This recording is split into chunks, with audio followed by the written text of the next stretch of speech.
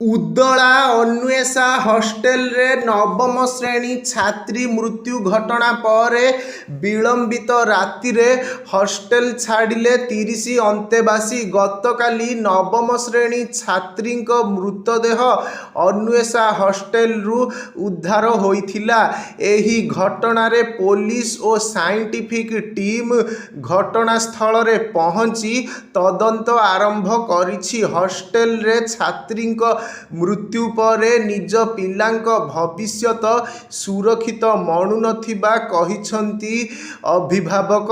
ସୂଚନା ଅନୁସାରେ ଗତକାଲି ହଷ୍ଟେଲରେ ଅଭିଭାବକ ବୈଠକ ଥିବାବେଳେ ନାବାଳିକାଙ୍କ ପରିବାର ଲୋକ ମଧ୍ୟ ସେହି ବୈଠକକୁ ଆସିଥିଲେ।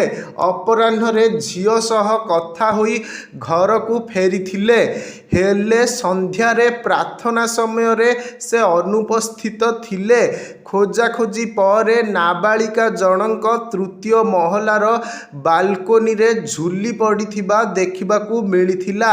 ପରେ ଅନ୍ୟ ଛାତ୍ରୀମାନେ ହଷ୍ଟେଲ ମାଟ୍ରନଙ୍କୁ କହିବା ପରେ ସମସ୍ତେ ଘଟଣାସ୍ଥଳରେ ପହଞ୍ଚିଥିଲେ। ଛାତ୍ରୀଙ୍କ ଝୁଲନ୍ତା ମୃତଦେହ ଦେଖି ପୋଲିସକୁ ଖବର ଦେଇଥିଲେ।